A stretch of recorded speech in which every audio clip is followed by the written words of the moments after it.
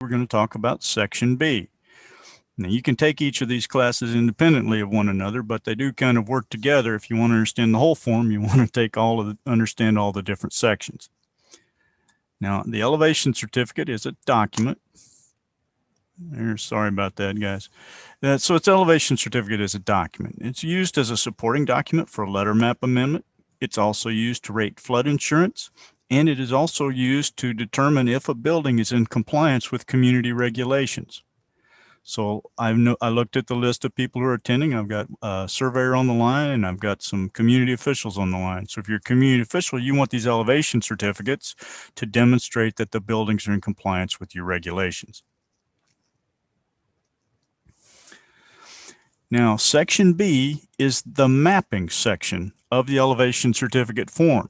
And because it all starts with mapping, let's talk about the FEMA Map Service Center for a few minutes.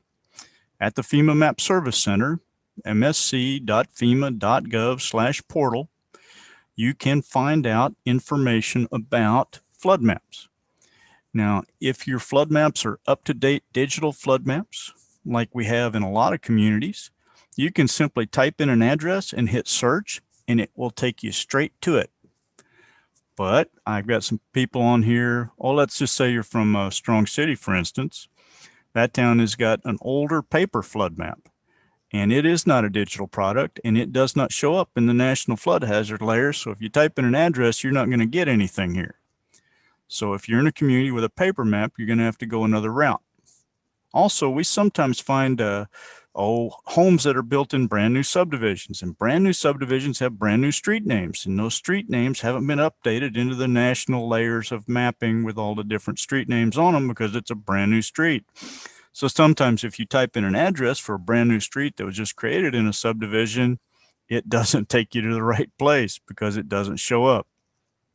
So if you were come into one of these situations where the search tab doesn't work, go to the blue letters that say search all products. Now I'm going to show you how to do this both ways.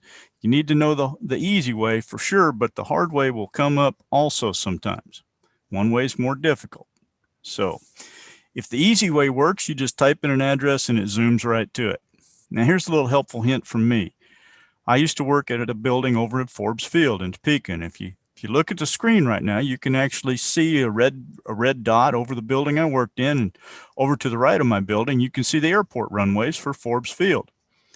The first time I typed in this address, I did not type in a zip code behind it. And because I didn't type in the zip code, it took me to the north end of Topeka. Well, anybody who knows Topeka knows Forbes Field is on the south end of Topeka. So a little quick tip from me to you, if you know the zip code, use it when you're typing in a search. All right. Now the National Flood Hazard Area comes up. It looks a lot like what's on the screen right now. And you can make an instantaneous fermet just from that image. It's real handy, it's quick, and it's easy to use. And all of your mapping information will be there. This is what it looks like. And a fermet is a miniature version of a flood insurance rate map. Flood insurance rate map, acronym FIRM. So the little red arrow is my building. I should actually update this slide to put our new building on there, which is at 1131 Southwest Winding Road, right behind the Academy Sports Center in Topeka. But this is good enough for right now just to show you what it looks like. And you can see that it has information over on the sides about the cross sections and the different flood layers and what they look like. It tells you when this map was created. Steve, I'm sorry. Yes. I'm still seeing the first slide. Have you? I have rotated them, yes. Okay, I'm sorry. I didn't. So you're still on, it says elevation certificate section B? Yes. All right, everybody, we just had a glitch. Okay, let's see what I can do about that. I'm rotating through them and they're changing on my screen, but not yours. Okay.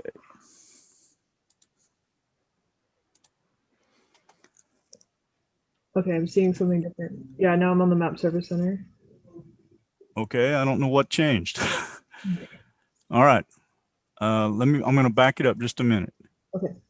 Okay, so this was the slide where I told everybody that the elevation certificate is used for compliance, insurance rating, and as a supporting document for a map change. Are you seeing that? Yes. Great. And isn't it lovely that we just recorded all of that? All right. Okay. So now okay. If you go to the box that says search and you type in an address, it will find it for you, unless it's one of those circumstances that we have a problem with, like a brand new subdivision or a community whose maps are out of date paper maps from the 1980s. Search all products is your alternative method to find. This is what it looks like when you can use the National Flood Hazard Layer and you have a digital product. This is a miniature map made from the National Flood Hazard Layer. It's called a Fermet, basically a small version of the full-size FEMA flood map. You can print these out on 8x11 sheets of paper. You can save them to a PDF. I like the 8x11 size because I wrote a lot of reports in my old job that were on 8x11 sheets of paper, and this just fit right in with those reports real quick and easy. Now, how to do it through the Search All Products method. Well, you'll get a series of drop-down menus. You hit Search All Products, takes you to this page. You go to the first drop-down menu and you select Kansas out of the list of the 50 states. Then you select whatever county you're in from the list of the 105 counties in Kansas. Then you would select your community. If you're outside the city limits in a rural area, then you would select your unincorporated. So Forbesfield is in Shawnee County unincorporated because it's not actually inside the city limits of Topeka. Then you would hit search and you'll get your search results. And you'll see here that there are 189 effective products for Shawnee County. That's a lot of flood maps, right? So how do you know what to look for out of that list of 189? Well, here's a quick and easy way. Go to where it says at the top line, it says IND 0A. The IND part of that stands for index, and the index map is a sort of a general location map. Think of it as kind of like the highway map before you get down to the street view. So, oh, by the way, I got a little note up the corner that says beware of DL all. If you accidentally hit that green arrow that says DL all, you will download all of the 95 flood map panels for Shawnee County. Well, you don't really need to know that if you just need to open up one of them and see it and look at it. So I did that. I clicked on download all, and what it did was it sent me an email that said, we are bundling your maps for viewing. And that took 2 hours. Like 2 hours later, I got an email that says your maps are ready. Then I clicked on it and it said now downloading the maps. I waited another 2 hours for them to download. And then I got an email that said error, unable to load. So you want to avoid downloading big bundles like that. Download the maps one at a time. Or you can see the little blue thing. The little blue thing is supposed to be a symbol that looks like a magnifying glass. So if you click on the magnifying glass, you can view a map, and that's what you really want to do. So we're going to start off by viewing the index map. And this is what an index map looks like. Now, this is an older style index map, but it's a good example, so I haven't updated this slide on purpose. I keep it at this one. If you look over to the right, you'll see a list of all the panels printed. There's a whole lot of panels there. So how do you know which map panel you're looking for? This is a map of Lawrence. Cheyenne lives over by Lawrence, and she'll recognize a few things here. Up near the top, you can see the Kansas River. You see that curvy line that says Kansas River on it. Right below where it says Kansas River, you can see the railroad track symbol for Santa Fe Railroad going into Lawrence. You can also see heavy lines with highway marks on them. You can see Interstate 70, you can see Highway 10 going down along the side of the page. You can also see the city limit boundary lines. It's a heavy black line to indicate this is inside the city limits of Lawrence, and this area is outside the city limits of Lawrence. So there's a kind of a goofy shape over there to the right-hand side near the top, and it's kind of got a long diagonal piece and two parts that stick out. That is the airport for the city of Lawrence. And we used to call that an island annexation because the airport is in the city limits, but it's not actually connected to the rest of the city limits because it's out of town in the countryside. The long diagonal piece going down from the top, it goes up from the upper side and then it goes down and kind of turns towards the right. That's the runway. And the two pieces that stick out to the left, those are the parts of the airport where the airplane hangars are. Now, let's say somebody was building something and they told you that they were going to be building in an address, and you looked up the address and you found out the address is on the northeast side of the airport. So if I was going to be northeast of the airport, I would know that I'm inside that square box that says 20045C0089D. That's how you would find which map panel you need to open out of that big long list. You will also notice that all of the map panels here say 20045C00 at the front. That is because 20045 is the community and panel name. C is a prefix that basically means it's a countywide flood insurance rate map. I think that's about all I can tell you about that. All right, so now you find your 0089D. We're going to go back to the previous list where we found our index map. We're going to scroll down that list till we find panel 0089D, click on that, and view that map instead. I hope everybody's with me with that explanation. This is kind of the hard way to do it, but sometimes this is the only way that works. So going back to my Forbes Field example, this is the flood map for that portion of the city of Topeka outside the city limits in Shawnee County where Forbes Field is located. Once you're here, you'll notice that it doesn't open up the map full size on the page. We could make jokes about government websites, but this is the efficiency of it. You actually have to click one time in the middle of the screen to make it open full size on the page. Another way to make it open full size on the page is go over there to the left and click on the bar that says Make a Fermet. If you do that, you will go into a program that will let you make and download a PDF of a Fermet mini-map. And those are handy to have. They are documents that you need to have when you file for a letter of map amendment. They are also handy documents to have if you're a community official and you're issuing a permit for something. Attach a Fermet to your permit form. So you've clicked on Make a Fermet. Let's see what happens. Now I've gone back to an older style map here for this example because it's easier to see everything. So we click on Make a Fermet, and then you're going to get colors and things that show up on your screen. And let's just assume for the sake of our example that we're doing something right smack in the middle of the map. There's a dark gray field, and then there's a kind of a pale gray field that's, well, they're different flood zones is what they are. So let's say you were doing a project right there where the lighter gray shape has a kind of a curve that goes into the middle of the dark gray.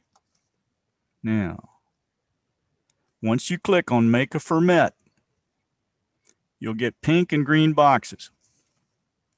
So what you would do is you would click your mouse on the pink box, hold the mouse button down, and drag the pink box over the top of the map till it gets over there to the area that you're interested in looking at. In our case, it's going to be that light gray Zone X shape with that kind of part that goes out into the dark gray. So it's surrounded by dark gray on three sides. When you get the pink centered over where your property is located, you take your finger off the mouse button and it locks it in place. If you had a say the scale bar on this one and the north arrow are off centered, you can look that over there in the lower right hand side. If you want to fix that, the way to fix that is to go over here and click on where it says scale bar and north arrow at the left. When you click on that, the pink box in the middle of your map will turn green. You can't wiggle it anymore, but the scale bar and north arrow box will turn from green to pink. Once it turns pink, you can move it around. You can use that click and drag method with your mouse to move it around and center the north arrow in the middle of the green field so it'll look pretty. I used to do zoning, and I had a guy on my zoning board that would always make a point of stating in the minutes of the meeting if my maps weren't pretty. I really enjoyed that. After everything gets wiggled around and you got it all perfectly set, then you can click on an image file. So you create your Fermet at that point. I do all mine in Adobe PDF because here at the state of Kansas, we save all of our documents in electronic filing system as PDFs. So that's what I'm used to. So don't be surprised if you ever ask me for something and I email you with a PDF attached to it. So let's say you click on Adobe PDF. Here's what happens next. Box appears on the screen. Now this box that appears on the screen says save your Fermet. Let me explain something to you. If you click on that box, it will not save your Fermet. This is another government website deal. If you click on where it saves your ferment, you get a new box that opens up. And I'll show you that in a minute. Before we go, look at the scale bar and north arrow in the upper right. You see how the north arrow is off-centered? That's because I didn't fix it on this one. You see why you'd want to move those around and fix it so that the entire scale shows up? All right, so click on Save Your Ferment, and now you get a new dialog box that opens up. By the way, this is a newer map just for comparison's sake. Here you go. That's what that dialog box looks like. And this says, do you want to open it or save it? So at this point, you could save it, or you could just open it up, and it'll open up full size on your screen, and you can hit print and print your ferment. Why would you want to save it? Well, if you're in a bustling community like, say, Strong City, that's just growing leaps and bounds and has new subdivisions every couple of months, and you know that there's going to be a new house in that subdivision, then you're going to want to save your ferment, because it's going to show the same area with the same subdivision that you know you're going to be coming back to later. So open, save, or cancel. That's your choices when you get here. And this is the final finished ferment that we made by saving it. Okay. Now this is an older style map. This is a newer style map. The newer style maps have an aerial photograph background. They've got blue dots. You can also see the black dots here along the edge. That's the shaded Zone X. So that's Zone X, a moderate risk flood area. Sometimes it's an area of flood water less than a foot deep, or an area protected by levee, but whatever it is, it's a moderate flood risk area. And then the areas without any dots over them are called the unshaded Zone X. And that means that they have low flood risk. You noticed I said low. I didn't say zero flood risk or no flood risk, because there's always flood risk. If it rains enough, any place can flood. Quick little tip for you. I used to be a floodplain manager, and I once had a man in my office, and we were looking at his house, and his house was right smack in the middle of the Zone A with the blue dots all around it. And we zoomed in on it. When we zoomed in, he said, well, none of the blue dots actually touched the roof in my house, so I'm not in the floodplain. Don't fall for that one.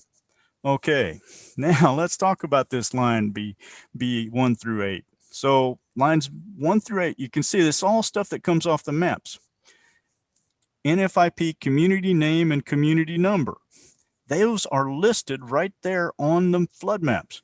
In the lower corner of your screen, I've got the little ferment mini map that we were just looking at, and it has the community name in the map legend. See if I can show you on the big one. See the big picture over here? That's a little closer zoomed in. It says Emporia, and over there, and it says the number is 200203. That's the community number for the city of Emporia. It's a code number in a FEMA database that means Emporia. Lyon County, the unincorporated area, is 200201. It has a different code number for Lyon County. All right, then the panel number is 0245. I don't want you to be fooled by this thing that says panel 245 of 500.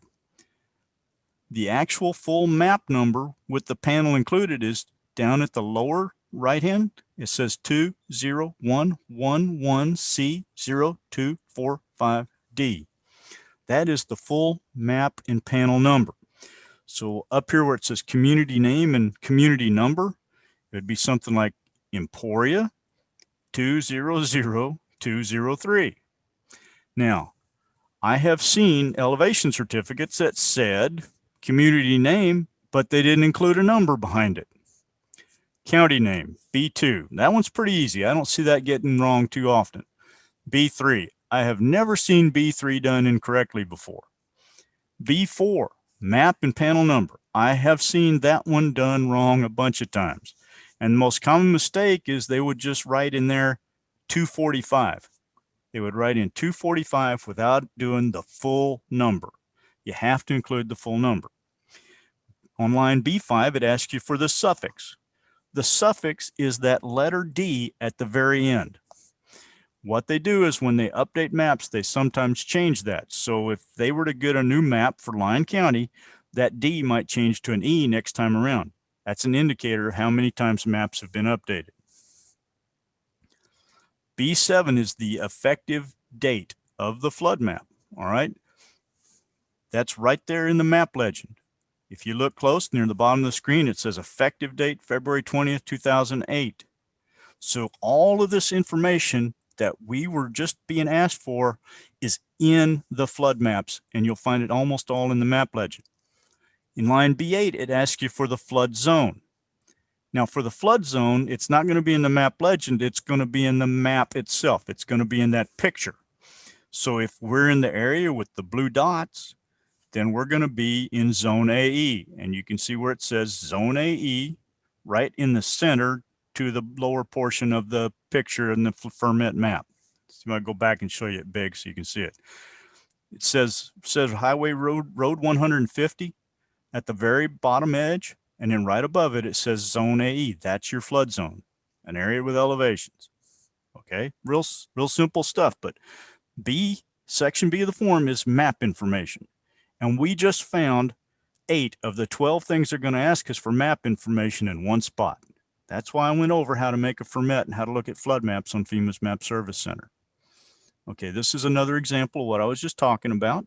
Map and panel number is the full number.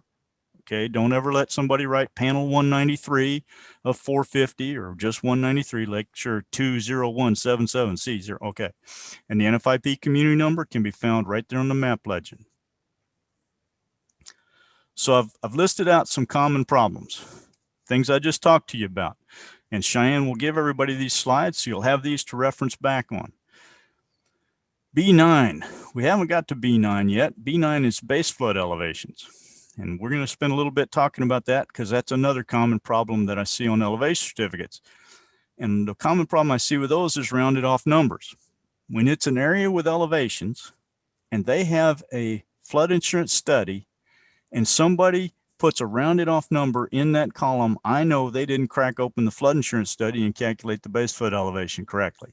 So that's the next thing I'm going to teach everybody today. All right. Lines B6 and B7 aren't always the same date. That's a quick little tip. So your index map might have a different date than your individual map. And this is explained in the map notes of this old fermet that I'm showing you. It says the firm index displays the map dates for each firm panel. So each firm panel may have its own map date. I'll give you an example of a case where an index map and a map panel had different dates on them. Let's say the city of Americus. I'm from Lyon County, so this is an easy example for me to give because I'm familiar with that area. Americus has a different map date than the city of Hartford, even though they're both in Lyon County. Why is that? Because the city of Hartford has a levy. The levy was updated, and they updated the panel for the city of Hartford at that time. So the index map for the county got updated because they updated one map panel for Hartford. Americus, their map didn't change. So Hartford and the index map have a newer date on them than the panel for the city of Americus. So beware of that. Don't just automatically expect that lines B6 and B7 will always be the same. Do your own due diligence and look at the index map and look at the map panel and see what dates are on each one. B8 flood zone. Here we go. We circled it. I should have showed you this slide earlier. B9. So let's talk about base flood elevations, and I'm going to give you an actual case example.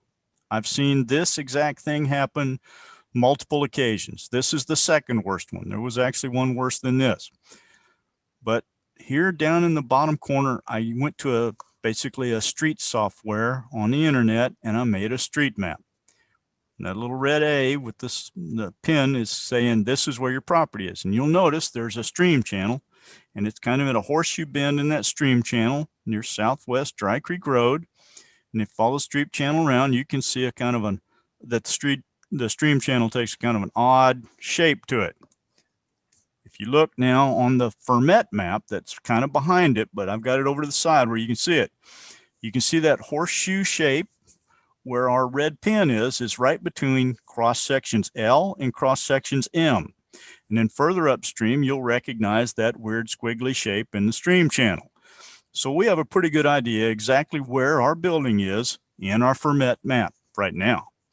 You'll also see a squiggly line near cross section L that says 1277 and a squiggly line that says 1279 right upstream of cross section M. That squiggly line is a rounded off number. Beware of using rounded off numbers. If you use a rounded off number, your flood elevations will be incorrect. So a little quick tip again, Watch out for rounded off numbers in AE zones. It means somebody didn't do the math. All right. Now, this is the old style way of calculating base flood elevation. This is how we used to have to do it all the time, and the communities with paper maps are still doing it this way. So I'm teaching you the hard ways, and we talk about the easier ways later. Now, I took a piece of kite string and I colored it pink with a magic marker, so hopefully you can see it. And what I did was I laid the kite string out along the stream channel between cross-section L and cross-section M. And then I made a black dot at cross-section M and cross-section L. When I straighten out the string, I can take a ruler and measure the distance between the two of them. And I've got a ruler down in the lower right-hand corner of the screen. I'm all ready to do that. I've also marked the location of our house. X marks the spot right there in the middle of the map. So you would make a mark perpendicular to the upstream corner of your building over to the kite string, and then we'd make a mark on the kite string. Now you'll have 3 marks on the kite string. You can straighten it out. You can measure the distance from the first mark to the middle mark to the end mark. Now that allows you to make a ratio. How far is the house along the stream channel, along the length of the channel? Now that is exactly how you're supposed to do it for the COM test. I'm also going to tell you this is how the engineers who work for the state of Kansas do it. So I have engineers, permit engineers that approve permits for things. And they tell me that when it floods, the water does not follow the stream channel. It just flows straight overland. And so they just go straight from one stream channel to the next. So in their method, they just measured and it was 1 inch, which is 10 tick marks on an engineering scale. And then to the upstream corner of the house was 1/3 of the distance, or 3 tick marks. That's how our engineers do it. I honestly don't care what method you use to do it. I'm explaining this difference between this because you might have 2 people using 2 different methods come up with slightly different numbers.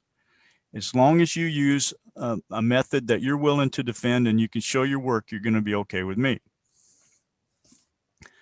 Now I'm going to go to a book called A Flood Insurance Study, and this book has like a graph inside of it. And I'm going to find cross-section L and cross-section M in this graph. And if you look at cross-section L and cross-section M, you'll see there are just a little bit over 6 tick marks between the 2 of them. Okay, and we said our house was 1/3 of the distance. So what is 1/3 of 6 tick marks? It's going to be about 2 tick marks. And what I did was I printed out a page from the flood insurance study onto my printer, and then I was able to draw on it so you could see this stuff. So they don't normally come with pink lines on them like that. But do you see the lines coming down from the upper right-hand corner? The line with the little hatches underneath of it, that indicates the elevation of the bottom of the river channel. Then you go up to that, and that first line is a dashed line. It runs down at a diagonal. So that would be a flood that has a 1 out of 10 chance of happening in any given year. The next one up is a flood that has a 1 out of 50 chance. The third one up is a flood that has a 1 out of 100 chance. So I would go from my point where my house is, draw a straight line up till I intersect the 1% chance flood line. Then I draw a line straight over horizontally to the other side of the page. On the other side of the page, instead of cross sections, I've got elevation numbers. You can see 1250, 1260, 1270, 1280. And between each one of those numbers, there's 10 tick marks. So each tick mark represents 1 foot. So if you start at 1270 and you'll count up, you'll see that I've got 8 tick marks and that my line is just slightly above the tick mark for number 8. I arbitrarily called it 1278.2.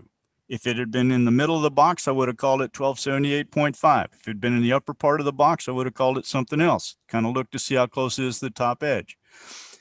It's not extremely precise. It's the best you can do. And if your pencil's not sharp, sometimes you're going to get a different number because a dull pencil will take up an extra 1/10 of a foot. These little boxes are only about 1/8 of an inch square. You do the best you can, and you defend your work. As long as you can show you did the math and you did your due diligence, you're not going to have a problem with me. I have community officials that say, Steve, I'm not comfortable calling it that. If it's anywhere in the lower half of the box, I'm just going to round up, call it 0.5 and say it's 1278.5. And that's fine. I don't mind that. What the heck? A property owner has to elevate an extra 3/10 of a foot. That's not going to hurt them any, and it might save their bacon during a flood. All right. If you're in the upper half of the box and you want to round it up, call it 1279. That's okay by me also. Now, there's a way to check your work. In the front of the flood insurance study book, there are tables like this, and these are called floodway data tables. And I found cross-section L and cross-section M in my floodway data table. And the regulatory flood elevation, you see where it says regulatory, that's the flood elevation you regulate to. That's your official base flood elevation. It's 1277.4 at cross-section L, and it's 1279.0 at cross-section M. It's not 1279, it's 1279.0. That's important to keep in mind. Now, I came up with a number of 1278.2. 1278.2 is in between these two numbers. So that tells me that, at least as far as that goes, my math is correct. If I had come up with a number like 1279.5, which would have been outside of the range of these two numbers, then I needed to go back to the drawing board and redo my math and get my piece of string out again.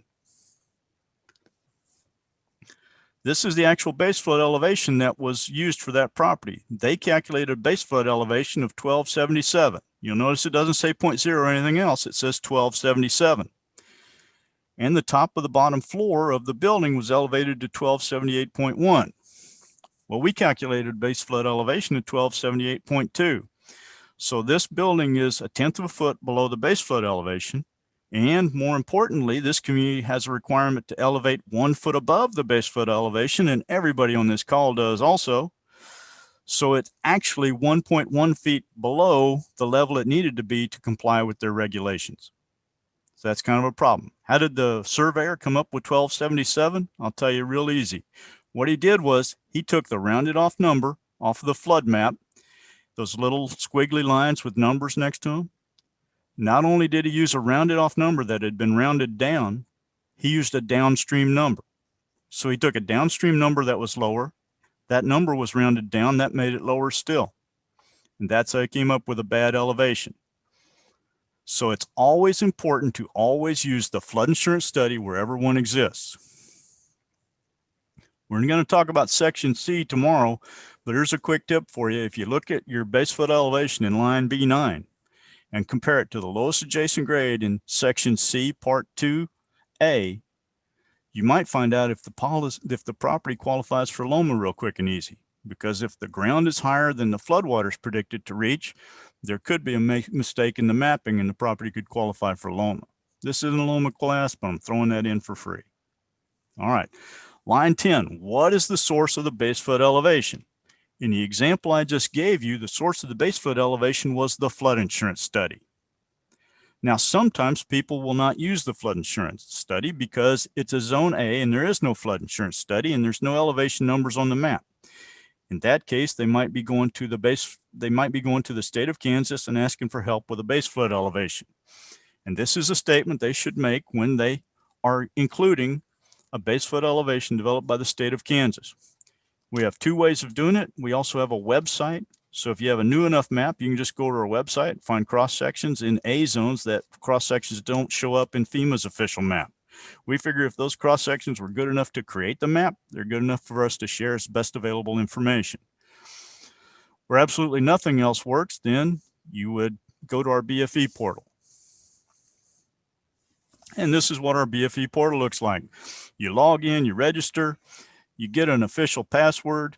Once you're in, you can go in and you can draw a box around a building, and a guy named Bill Pace will calculate a base flood elevation. We can't do it everywhere. We can only do it where we have certain elevated base level engineering is what it's called. So if we don't have the base level engineering completed in an area yet, we can't do it. We are completing studies to have base level engineering done more and more places. So unless you're in the very northwest areas of Kansas, you're going to have a base level engineering completed for your area probably within the next year to 2 years. And at that point, that means we can provide base flood elevations there. Really cool little thing about this website that I like to do is just go in and look at LiDAR. So I'll just go in and click on a point of ground next to a house, and I will see the LiDAR value appear in the upper left corner of the screen as I'm looking at something. It makes it real handy for me to determine if a building has much chance of even applying for a LOMA, or what sort of problems we're going to see with compliance in the field. Here's a little tutorial on how to draw that in. I'm not going to go through this step by step in the interest of time, but we will send out these slides. We also have a nice handout on the base flood elevation portal, which Cheyenne can email to everyone attending the class. When you've completed your base flood elevation and submitted it, somebody will review it. It's not automated because we want to have a human pair of eyes look at it, because robots make mistakes. And so we're going to have a human pair of eyes double check it.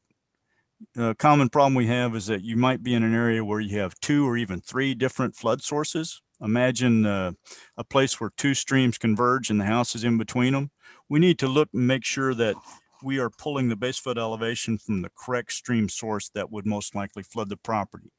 Generally speaking, when you have 2 properties that 2 flood sources, you want to use the higher of the 2 numbers. So I often have to calculate 2 base flood elevations and then pick out the higher one for the same property when it's between 2 stream channels.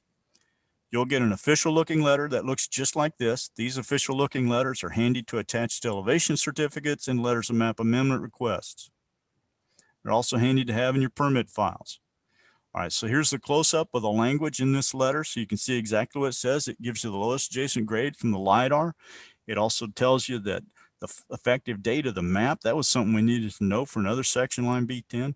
And then it also gives you the flood elevation for the property, 1320.8. NAVD means North American Vertical Datum. That becomes more important in section C, but there are 2 different versions of vertical datum commonly in use in the state of Kansas. One was done in 1929 and one was done in 1988. The 1988 version is better, and I'll explain more about that in the class tomorrow.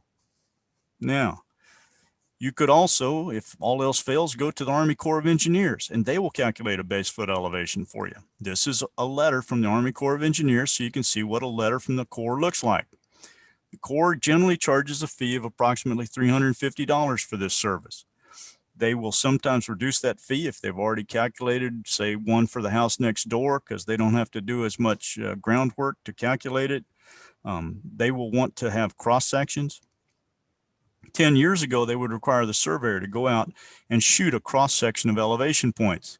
Nowadays, they are using LiDAR to do their cross sections. It saves money on the surveys. It's a little less accurate because the LiDAR is not as accurate as a ground truth survey, but you'll still get an official letter from the Corps. And then you can use that as your base flood elevation. This is commonly done in areas with older flood maps, generally in the western half of the state, where good data doesn't exist, and we haven't completed our base level engineering studies yet. Here's a handout on how to request a base flood elevation from the Army Corps of Engineers. We have this handout as a PDF, and Cheyenne can happily share it with anybody who needs it. LiDAR itself is available through the Data Access Support Center, but at this time in the state of Kansas, we have LiDAR for every single county. And we are going back and reflying and having new LiDAR done for about a third of the counties right now again. So we'll have updated LiDAR. You have to update the LiDAR every once in a while because new things get built. Down in Kingman County, they have a brand new highway. It's 4-lane. Well, there used to be a 2-lane highway there. Our LiDAR was flown when the 2-lane highway was there. So the bridges and the grounds have all changed everywhere where that road construction was going on. That's why you want to update your LiDAR periodically. All right, if you have questions about LiDAR information, these are the people to talk to. And I played a dirty trick on Cheyenne. I put her name at the top, but really and truly, you want to go to Joanna or Tara first. You can also go to this website. So where we have newer flood mapping that's been completed more recently, you don't have to wait for a base flood elevation letter from Bill Pace to come your way. You can find the information right on the flood maps at this website. We have taken the data that was used to create the Zone A floodplains and put it right on this website for surveyors to take. This is a screenshot from that website. You would You would print a screenshot just like this to attach to your LOMA or elevation certificate. It's important that it have this disclaimer statement at the bottom about how it was created, how it was made. This is the status of flood maps in the state of Kansas. You can see we're doing a lot of updates right now. All of those areas in white, those are the areas that we have trouble making base flood elevations because the maps are so out of date. In areas in gray, every single area that's in gray, we have a study going on right now. Some of those studies aren't complete, but those studies are ongoing. I made mention of this earlier, but there's North American vertical datum and there's National Geodetic Vertical Datum 1929. The NAVD of 1988 is the one that's more commonly used on flood maps after the year 2000. In the 1990s, you were still seeing some that were done to 1929. Line B12, we haven't talked about it much, but line B12 doesn't apply in Kansas. If I was teaching this in a classroom, I'd say, why didn't it apply? Well, the reason it doesn't apply is because we don't have any coastal barrier resource zones here. Coastal barrier resource zones are areas protected by sand dunes along the coast. Since the ocean hasn't reached Kansas yet, at least not for another couple of years, we don't have any of those here. Now, this North American Vertical Datum, National Geodetic Vertical Datum 1929, what's going on with that? Well, they want you to tell them how what datum your base flood elevation is in. It'll tell you that on the flood maps. So on the flood maps, it says if we got information on these flood maps, it's in this datum. If you crack open the flood insurance study, it will tell you in the front of the flood insurance study what datum it is. So it's important that your datum be correct. If you tell us that your base flood elevation was calculated in NG 1929 and it was NAVD 1988 instead, it's an apples to oranges comparison. I live down by Emporia. At my house, the difference between the two is 4/10 of a foot. 4/10 of a foot is 4.8 inches, almost 5 inches. That's a difference almost 5 inches. So we just looked at one where the surveyor had miscalculated things by using that rounded down number. Well, what if he had used a rounded down number and then compounded it by also using the wrong datum and added 5 more inches of error to the mistake? These things can happen. When you get into section C of the elevation certificate, they want your base flood elevation datum and your survey shots to be in the same datum, or else it's an apples to oranges comparison. Move out to western Kansas near the Colorado border. The difference could be as high as 1.5 feet out there in the difference between the two datums. Now this is a line on the form, and I'm just going to bring this up again. If you have to continue this form onto another page, copy the same information that was on section A on every page of the form. Why do you do that? Well, let's say you've actually got a paper printed elevation certificate and the pages come apart. That helps you marry them back together. It also helps prevent, I'm just going to call it forgery. Yep, there have actually been cases where somebody took a blank page from one elevation certificate and attached it to another elevation certificate that had been filled out for a different property entirely and changed some dates around. So always make sure you fill that out. This is my little tip to surveyors. I don't have surveyors doing this stuff. The people that are doing this sneaky stuff are property owners. Okay, now FEMA has a really nice booklet on how to review elevation certificates and fill out the forms. I wish they would review this booklet because it's actually pretty decent. It is FEMA code F-441 is the insurance agent's lowest floor guide. Sorry, I got ahead of myself. I'm going to talk about that one next. This elevation certificate guide, you can download it off FEMA's website. It's FEMA 467-1. I use those code numbers when I'm searching for documents through one of the internet search engines like Google. It's actually easier to find a document on FEMA's website by going to a search engine outside of FEMA than to go into FEMA's website first. So don't start at FEMA.gov, start at Google or Bing or whatever search engine you like. Okay, and then search for the document there to find the correct link. If you go straight to FEMA's website, well, FEMA's redesigned their website 2 or 3 times, and a lot of links are broken and things don't take you to the right place. We'll just leave it at that. The insurance agent's lowest floor guide is a great little deal. It works hand in hand with the elevation certificate, and it even has a lot of the same sketches in it that are in the elevation certificate, and it gives you tips on how insurance is rated. It's important to know how insurance is rated, because if you can save people money on their flood insurance, they're going to appreciate that a whole heck of a lot. How do you find a surveyor? Well, you can go to the website for the Kansas Society of Land Surveyors. I hope Jacob doesn't tell me I'm telling you this wrong, because KSLS updates their website every once in a while. But the last time I was on their website, there was a deal that said find a surveyor and get started, and you'd hit get started. And at one time, it used to have a map of the state of Kansas. You just click on your county.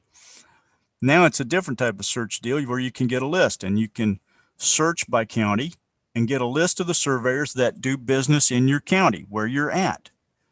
Now, you will sometimes find surveyors who do business in your county, but they might be from Kansas City, Missouri, or somewhere like that. That doesn't mean they're not good surveyors, but it also means that you're going to pay them some time to drive to your property and back if you live in the western half of the state. So look at considering a surveyor who does work in your local area first.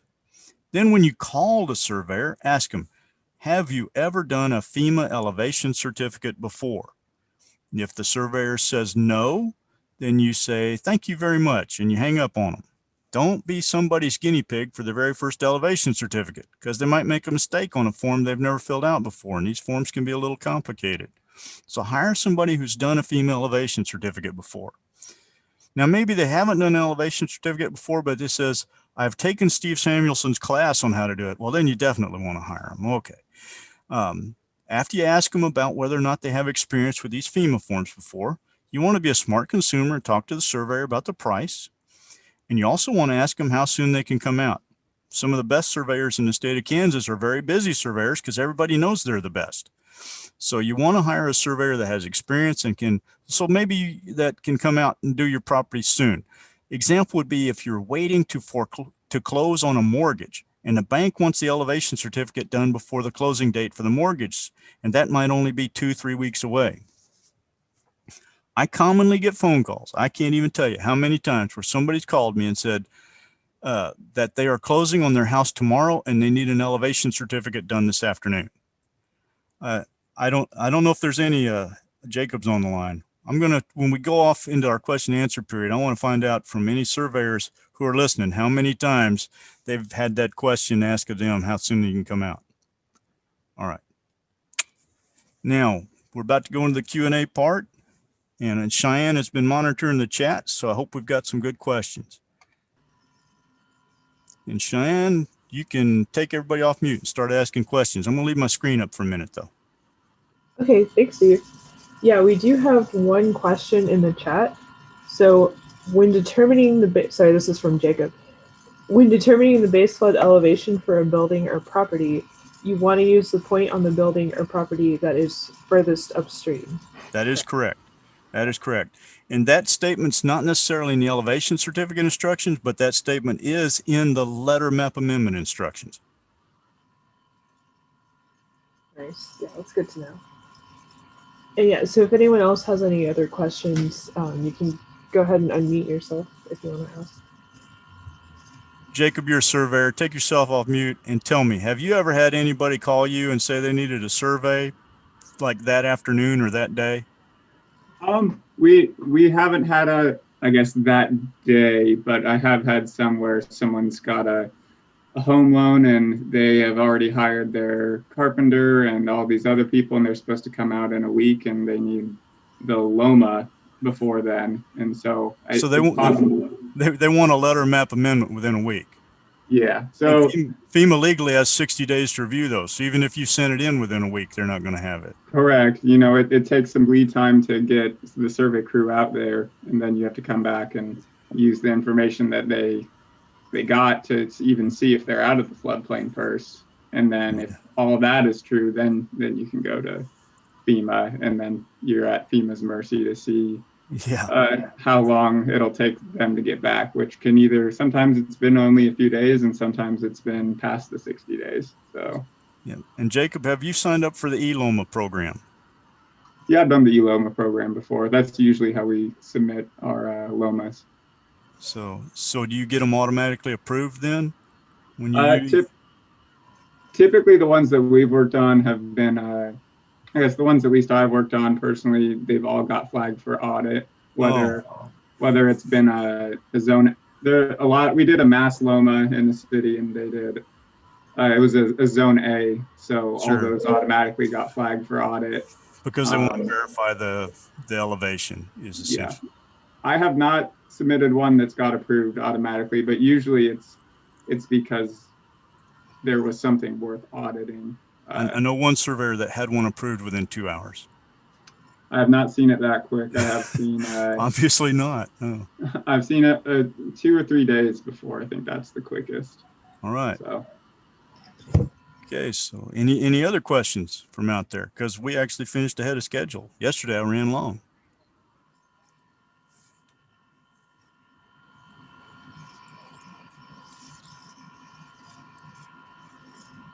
Don Masterson, if you're online, do you have any wisdom from FEMA you'd like to share?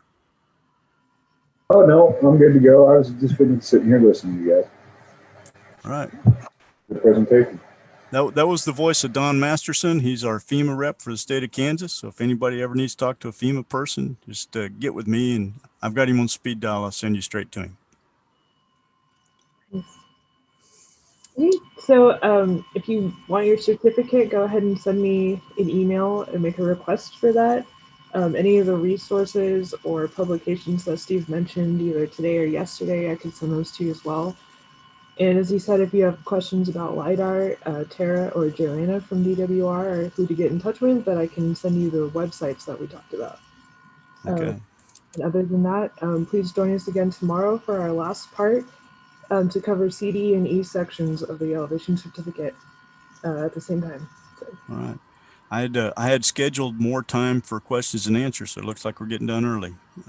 Say goodbye, everybody. All right, thank you, everyone.